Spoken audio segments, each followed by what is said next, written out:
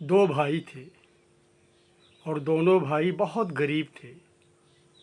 जिसमें जो बड़ा भाई था वो मेहनत मजदूरी करता था खेती का, और एक एक रुपया इकट्ठा करके अपने छोटे भाई को पढ़ाता था। बड़ा भाई जो था वो 12 साल का था और छोटा भाई जो था वो 6 साल का था। तो बड़ा भाई मेहनत मजदूरी करके छोटे भाई को पढ़ाता था, क्योंकि उनके माँ बाप नहीं थे, और खेती में काम कर करके मेहनत मजदूरी करके छोटे भाई को पढ़ाया। और छोटा भाई जब पढ़ के बड़ा हो गया और उसको काम भी सिखाया, छोटे भाई को काम ये सिखाया, हीरा मोती जवाहरात का परखने बेचने और ख़रीदने का जो काम होता है मार्केटिंग का, वो काम बड़ा भाई छोटे भाई को सिखाया। जब छोटा भाई बड़ा हो गया, कारोबार करने लग गया, पैसा इकट्ठा कर लिया, कमाने लग गया, तो वो बड़े भाई से अलग हो गया।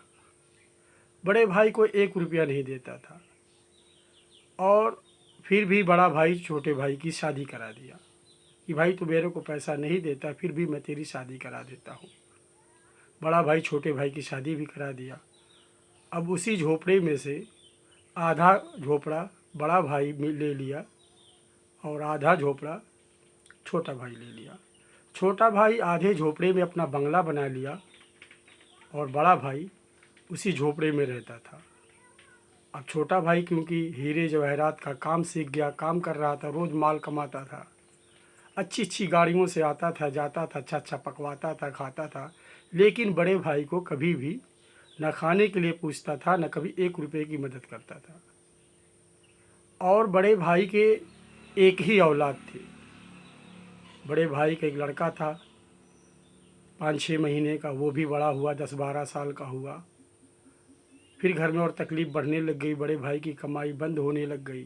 छोटा भाई तो कमा रहा, हीरे जवाहरात का कारोबार बड़ा भाई सिखा दिया था, वो कर रहा है, और वो अपनी बीबी को 9 लखा हार ला के पहनाता, अच्छा अच्छा खाना खाता है। तो बड़े भाई की जो बीबी है उसने कही, देखे हम अपना पेट काट काट के छोटे भाई को पढ़ाए, मैं तुमको मना करती थी कि इतना खर्च मत करो छोटे भाई के ऊपर, कुछ अपने लिए रखो, लेकिन आप रखे नहीं थे। कहते थे मेरा छोटा भाई है, मेरे माँ बाप नहीं है, मैं ही इसका सहारा हूँ, मैं इसका माँ बाप हूँ, मैं ही इसका बड़ा भाई हूँ, मैं नहीं पढ़ाऊँगा, मैं नहीं इसके ऊपर खर्च करूँगा तो कौन करेगा। आप सारी अपनी कमाई इसके ऊपर खर्च किए, आज ये देखो कमाने लग गया तो तुमसे अलग हो गया और अपना घर आधा बांट के ले लिया है, उसमें बंगला बना के रह रहा है, अपनी बीबी को 9 लखा हार पहना रहा है, अच्छी अच्छी गाड़ियों से घूम रहा है, अपने बच्चों को अच्छी जगह पढ़ा रहा है, और हमारा क्या हाल है। हम एक एक रुपये के मुहताज हैं। आज तुम्हारी उम्र भी हो गई, तुम काम भी नहीं कर पा रहे हो, हमारा भी बच्चा 10-12 साल का, अब इसको क्या करेंगे, हम कैसे कमाएंगे, कैसे खिलाएंगे। तो बड़ा भाई बोला ठीक है, जैसे ये कर रहा है अल्लाह देख रहा है। तो भाभी ने बोली, बड़ी भाई की बीवी ने, कि देखो वो 9 लखा हार पहनती है और मैं क्या करती हूँ, मेरे पास तो एक नकली भी हार नहीं है कि मैं पहन लूँ। तो बड़ा भाई बोला, अभी मैं मरा नहीं, अभी मैं ज़िंदा हूँ, अगर मैं मेहनत मजदूरी करके बड़े भाई को हीरे जवाहरात का काम सिखा सकता हूँ तो तुझे भी ला के 9 लखा हार दे सकता हूँ। बड़ा भाई फिर से मेहनत करने लग गया, मेहनत करके एक एक रुपया इकट्ठा किया। इकट्ठा करने के बाद वो गया 9 लखा हार ले आया, अल्लाह की अपनी बीबी को दिया कि ले, अब तेरा मूड ठीक हो गया ना, तुझे ला के दे दिया हूँ। छोटे भाई की बीबी 9 लखा हार पहनती थी तो तुझे अच्छा नहीं लगता था, तो बोलती थी मुझे भी चाहिए, ले मैं तुझे भी ले आया। वो बोली ठीक है। वो 2-1 दिन पहनी और पहनने के बाद उसको अपने अलमारी में रख दी। 2-4 दिन के बाद बड़े भाई की तबीयत बहुत ख़राब होने लग गई। इतना ख़राब हुई, इतना ख़राब हुई कि घर का हर सामान बिक गया, हंडी पतीली तक बिक गई उनकी दवा में। 1 रुपया भी घर में नहीं बचा, सब बिक गया। और सब बिकने के बाद बड़े भाई का इंतकाल हो गया। अब भाभी परेशान, भाभी इद्दत में है, घर में 1 रुपया खर्च करने को नहीं है, एक दाना खाने को नहीं है, सब उनकी बीमारी इलाज में ख़त्म हो गया। अब वो क्या करे। फिर वो अपने बेटे से कही, 12 साल का जो लड़का था, कि बेटा एक काम करो, तुम्हारे चाचा तो हमारे बाजू में ही रहते हैं, तुम्हारे अब्बू का इंतकाल हो गया, तुम्हारे चाचा मैयत में भी नहीं आए, मट्टी देने नहीं आए, लेकिन फिर भी तुम एक काम करो, तुम्हारे अब्बा मुझे किसी ज़माने में ला करके 9 लखा हार दिए थे, और वो आज मैं रखी हूँ, वही सिर्फ बचा है घर में, बाकी तो सब बिक गया उनकी बीमारी इलाज में। यही एक चीज़ बचा है, आप बेटा इसको लेके जाओ अपने चाचा के पास, क्योंकि तुम्हारे चाचा के पास हीरे जवाहरात की दुकान है, लेके जाओ वहाँ पे इसको बेच दो। कह दो अम्मी ने भेजी है, यानी तुम्हारी भाभी ने भेजी है, इस हमारे माल को ख़रीद लो, कुछ हमें पैसा दे दो, क्योंकि हमारे घर में तुम्हारे भाई के इंतकाल होने के बाद खाने को नहीं है, हम बहुत मजबूर हैं, हमारा ये माल तुम ख़रीद लो 9 लखा हार, और मुझे कुछ पैसा दे दो। तो लड़का लेके अपने चाचा के दुकान पे गया। जाने के बाद चाचा को कहा, चाचा, चाचा बोला कैसे आए? बोले चाचा अब्बा का इंतकाल हो गया, आप तो बाजू में ही मेरे रहते हो, मट्टी में भी नहीं आए और हाल चाल भी नहीं पूछे, लेकिन अम्मी ने ये 9 लखा हार लेके भेजी है तुम्हारे पास मुझे, ये मेरा 9 लखा हार तुम ख़रीद लो और मुझको इसके अवज़ में पैसा दे दो, क्योंकि हमारा घर अब चले, क्योंकि अब्बा तो रहे नहीं, हम एक एक रुपए एक एक दाने के मुहताज हो गए चाचा।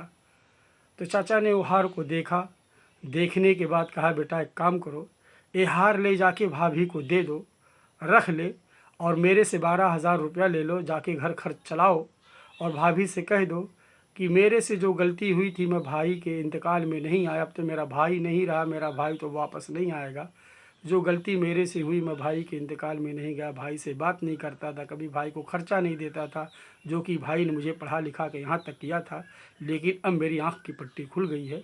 एक काम करो, तुम 12,000 रुपया लो, जाओ भाभी को घर पे दो, अपने माँ को, घर का खर्च चलाए, और 9 लखा हार ले जाके भाभी को वापस दे दो कि रख ले, और ये कहना कि अभी मार्केट बहुत ठंडी चल रही है बेचने की, अभी मैं इसको अगर बेचूंगा तो अच्छा इसका रकम नहीं मिलेगा, जब इसकी मार्केट ठीक हो जाएगी, अच्छे भाव मार्केट में मिलने लग जाएंगे पुराने हार को बेचने की, तब मैं आपको जब बताऊंगा तब लेके तुम आना, मैं अच्छे भाव से उसको बेच के तुमको रकम दे दूंगा, और जब तक कि तुम मेरे दुकान पे आके काम करो और 12,000 लो खर्च लो, घर पे दे के आओ, घर चले, और तुम मेरे यहाँ पगार पे काम भी करो। बोले ठीक है चाचा, कल से मैं आऊँगा काम पे। जा गया, अपने माँ को बताया, माँ ऐसी ऐसी बात है। चाचा ने बोले हार रख लो, और ये हार के भी जो कीमत है कम चल रही है मार्केट में पुराने की, तो कीमत ठीक हो जाएगी तो चाचा इसको ले जाके बेचेंगे तब बताएंगे, और 12,000 रुपया भी दिए घर खर्च के लिए, और कल से मुझे काम पे भी बुलाए हैं। तो उनकी माँ ने बोली, भाभी ने, अल्लाह का लाख लाख शुक्र है कि अब तो हमारा साथ उन्होंने दिए। फिर उसके बाद लड़का गया काम करने के लिए, और उनके चचा ने सब नौकरों को कह दिया, मेरा भतीजा है, ये मेरा भतीजा उस काउंटर पे बैठेगा कि जिस काउंटर पे मैं बैठता हूँ, और ये उस काउंटर पे बैठते थे जिस काउंटर पे हीरे जवाहरात की परख होती थी, और वहाँ पे पुराना माल ख़रीदा जाता था, नकली है कि असली है, उसको देखने और परखने की जो काम उनके चचा करते थे, उसी सीट पे अपने भतीजे को बैठा दिए, और सब नौकरों को कह दिया मेरा भतीजा इस पे बैठेगा। अब इनका भतीजा उस सीट पे, अपने चचा के सीट पे बैठ गया, उस कुर्सी पे, और दिन भर नकली और असली माल खरीद परखता था, जो ग्राहक लेके आते थे पुराना माल बेचने, तो ये लड़का भतीजा इनका वो माल को परखता था, देखता था कि असली है कि नकली है, क्या भाव का है, कितना इसकी अभी मार्केटिंग चल रही, उस एतबार से वो ख़रीदता था, और वहाँ चचा के सीट पे रहता था। तो कुछ दिन के बाद, 1-2 साल के बाद, जब भतीजे को सब जानकारी हो गई कि असली हीरा कौन है, नकली हीरा कौन है, असली सोना कौन है, नकली सोना कौन है, चांदी को सबको जब समझ गया, ख़रीदने और बेचने के काबिल हो गया, तब चचा ने कहा, एक बार बेटा एक काम करो, सवेरे जब तुम काम पे आना तो वो हार लेके आना जो तुम्हें दिया था मैं, तुम्हारी माँ वाला वापस मैं। अब तुमको तो मालूम है बेटा, अभी पुराना माल बेचने की जो मार्केट है बहुत बेहतरीन चल रही है, अब अच्छा रकम मिलेगा, कल जब तुम काम पे ड्यूटी पे आना तो हार लेके आना, और कल मैं जब जाऊंगा मार्केट तो उसको बेच दूंगा, अच्छा भाव मिल जाएगा। बेटा बोला ठीक है। उसके बाद में भतीजा घर पे गया, माँ को बोला कि माँ सवेरे जब मैं काम पे जाऊंगा मुझे याद से पुराना हार दे देना जो तू रखी है, चचा बोले हैं कल की मार्केट बहुत बेहतरीन होगी, इसमें उनको बेच देंगे, अच्छे रकम मिल जाएंगे। माँ बोली ठीक है, सवेरे मैं तेरे को दे दूँगी। सवेरा हुआ, बेटा नहाया धोया ड्यूटी पे जाने लगा। कहा माँ मुझे हार दे दो। माँ बोली चाबी वहाँ पे रखी है, तुम ले लो बेटा, जाओ बक्से में से अलमारी में से निकाल लो, लेके चले जाओ। लड़का गया, अलमारी बक्सा खोला और उस हार को देखा, फिर हार को रख दिया, लेके नहीं गया, दुकान पे चला गया। खाली हाथ दुकान पे गया। चचा जब ड्यूटी पे आए, चचा बोले अरे बेटा दुकान सब साफ़ सफाई करा दो, खुला दो सही से, सब माल को सेट कर दो, अब मैं मार्केट जा रहा हूँ और तुम दुकान को देखना। हाँ एक बात जो तुमको सवेरे कहा था और रात को कहा था, शाम को माल लाने के लिए तुम्हारा पुराना हार लाए कि नहीं लाए, घर से लाए हो तो गाड़ी में बैग में रख के रखो, मैं मार्केट जा रहा हूँ, भेज दूँगा। तो भतीजा बोला चचा मैं तो हार नहीं लाया। बोले कल तुमको समझाया था ना कि लेके आ जाना हार, सवेरे में मार्केट जाऊंगा बेच दूंगा, और तुम लाए नहीं, फिर अभी घर जाओगे आओगे तो कितना लेट होगा, मुझे भी और दुकान का भी। तो बोले चचा घर पे जाने की बड़ी बात नहीं है, मैं तो जाके अभी ले आऊँ तुम्हारे गाड़ी से ले जाके, लेकिन जो वो हार है वो असली हीरे का नहीं है चचा, वो हार तो कांच का डुप्लीकेट है। इसलिए मैं सवेरे माँ से चाबी मांगा, माँ ने चाबी दी, मैं अलमारी संदूक खोला, देखा तो वो हार जो है असली नहीं नकली है, इसीलिए मैं नहीं लाया चचा, नहीं तो लाता, मुझे मालूम है कि आज लाना है। मैं गलती ऐसी नहीं किया हूँ कि नहीं लाऊं, लेकिन जो मेरा माल है वो खोटा माल है, असली नहीं है, डुप्लीकेट है, कांच का है। अब्बू को किसी ने उस ज़माने में 9 लखा हार अम्मी जिद करती थी लाने के लिए, तो अब्बू अम्मी की ज़िद की वजह से, अब्बू तो जानकार नहीं थे, बद्दू थे, किसान थे, उनको कुछ जानकारी नहीं थी, किसी दुकान पे गए, मेहनत मजदूरी करके 9 लाख रुपए इकट्ठा करके किसी दुकान पे गए, बोले भाई मुझे 9 लखा हार दे दो। सामने वाला दुकानदार बहुत चतुर था, वो देखा कि आदमी बद्दू है, देहाती है, इसको क्या मालूम, वो उठा के मेरे अब्बू को कांच का हार दे दिया, कांच के टुकड़े का, हीरे के टुकड़े का नहीं दिया, डुप्लीकेट दे दिया। अब्बू भी नहीं समझते थे, घर पे लाए, माँ को दिए, माँ देखी, देखने के बाद पहने, फिर माँ भी जानकार नहीं थी, माँ भी बक्से में रख दी। अब सदियों बाद जब खोले तो मैं देखा नकली है। तो बोले बेटा तुम्हारे अब्बू हमारे ही गुस्से में हमारे दुकान, जो कि हमारी दुकान थी, अगर वो चाहते तो हमारे दुकान से माल खरीदते, तो मैं भले उनका भाई छोटा था, बातचीत नहीं थी, तो मैं उनको कम से कम 2-4 रुपये अगर ज़्यादा ले लेता तो ठीक है, लेकिन मैं माल ओरिजिनल देता। मगर मेरे बड़े भाई तुम्हारे अब्बू मेरे दुश्मनी की वजह से 9 लाख का हार, जो कि मेरे पास दुकान थी, मैं उनका भाई था, मेरे पास नहीं खरीदे, गैर के पास जाके खरीदे, गैर पैसा भी ले लिया, नकली हार भी दे दिया। तो बोले भाई एक काम जो भी करो सोच और समझ के करो, मैं तुम्हें उसी दिन कह देता नकली है जिस दिन तुम्हें हार बेचने मेरे पास आए थे, तुम्हारे अब्बू के इंतकाल के बाद। लेकिन अगर मैं उस टाइम में कह देता कि तुम्हारा ये माल नकली है, कांच का टुकड़ा है, तो तुम्हारी माँ बोलती, जब तक के भाई जिंदा थे तो भी दुश्मनी निकालते थे, आज भाई मर गए तो मेरे 9 लखे हार को ये डुप्लीकेट कह रहे हैं, मेरा देवर बहुत बड़ा मेरा दुश्मन है। तो तुम्हारी माँ मुझे ऐसे तोहमत बांधती। जब तुम मेरे पास लेके हार बेचने आए थे तुम्हारे अब्बू के इंतकाल के बाद, जब भी मैं देख लिया डुप्लीकेट है, अब उसमें मैं क्या कहता, इसीलिए मैं तुम्हें 12,000 रुपया दिया खाने खर्च के लिए, और तुम्हें अपनी दुकान पे काम करने के लिए बुलाया, और तुम्हें उस सीट पे बैठाया जिस सीट पे मैं बैठता था, जिसमें असली और नकली परखने का काम होता था। तुम्हें मैं असली और नकली समझाया, परखाया, 2-3 साल काम कराया, अब तुम्हारे समझ में आ गया। अब तुम खुद अपने माल को खुद कह रहे हो कि डुप्लीकेट है। अगर मैं डुप्लीकेट उस समय में कहता तो तुम्हारी माँ भी मुझे दुश्मन समझती, तुम भी मुझे दुश्मन समझते। इसीलिए मैं तुम्हें पहले इल्म दिया, इल्म सीखो, और जब तुम इल्म तुम्हारे अंदर जब आ गया, तब अब तुम खुद अपनी नकली माल को नकली ही कह रहे हो, असली नहीं कह रहे हो। अगर तुमको मैं इल्म नहीं सिखाता अपनी दुकान पे बैठा के, तो तुम भी यही बात कहते कि मेरे असली माल को चचा नकली कह रहे हैं। ऐसे इंसान भी होते हैं कि कभी भी इनको जब भी इल्म नहीं रहता, आप इनको इल्म की बात सिखाते हो सख्ती के साथ, तो वे भड़क जाते हैं।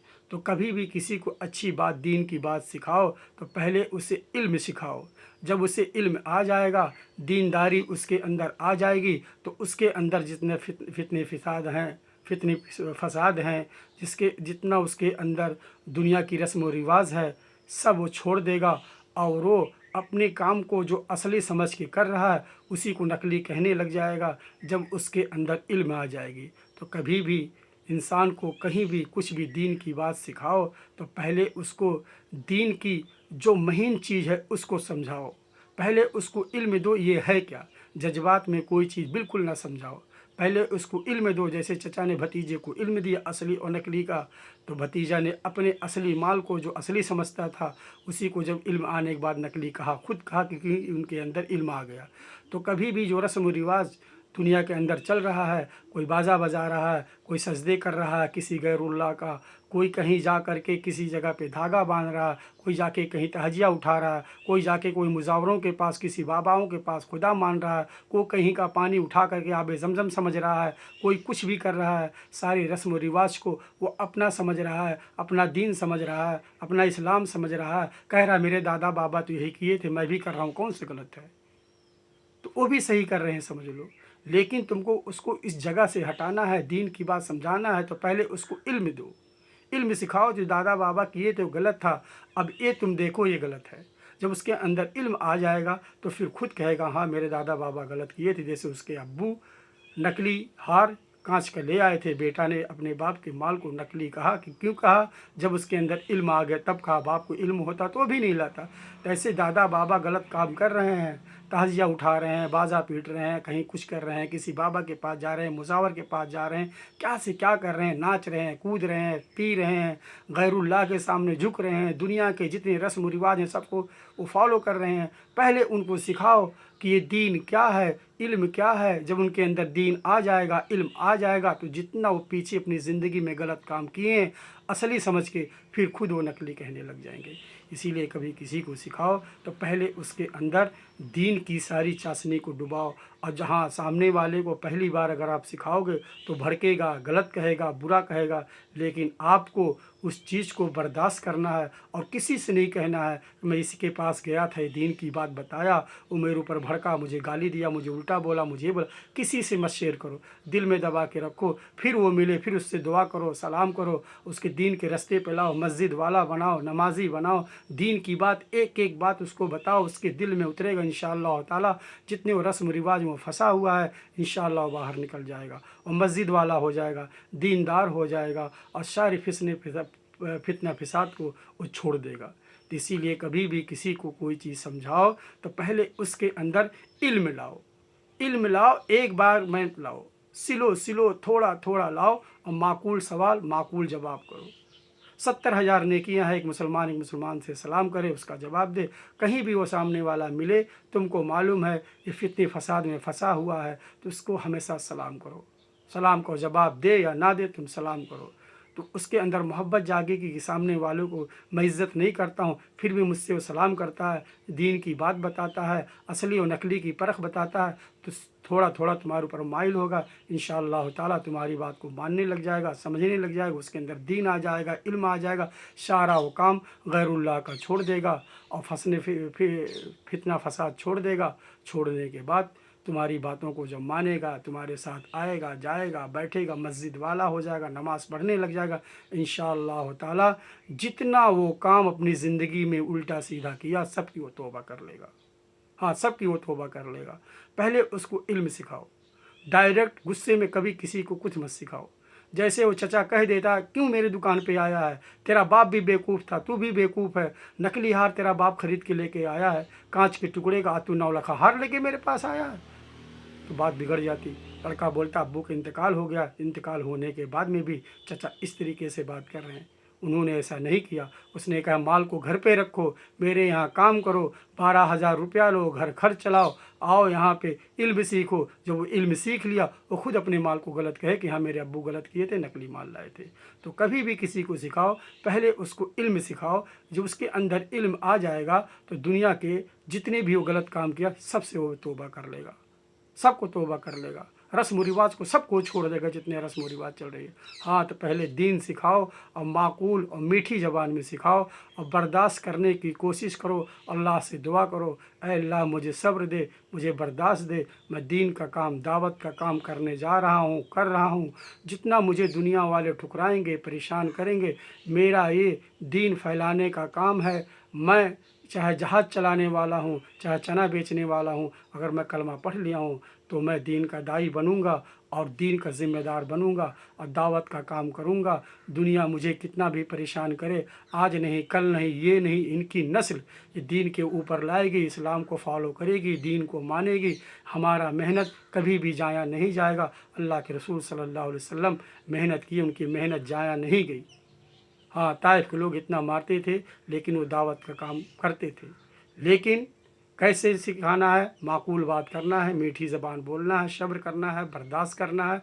और जो सामने वाला तुम्हारे साथ कोई बदतमीज़ी कर दे कि मैं तुमसे नहीं सीखूंगा, तुमको मैं नहीं मानता, तुमको मैं नहीं जानता, तो ये बात किसी और से शेयर मत करो कि सामने वाले के यहाँ मैं गया था मुझे ऐसा बोला। आप बर्दाश्त कर लो, फिर वो मिले तुम उससे दुआ सलाम करो, फिर उसको ही बात बताओ।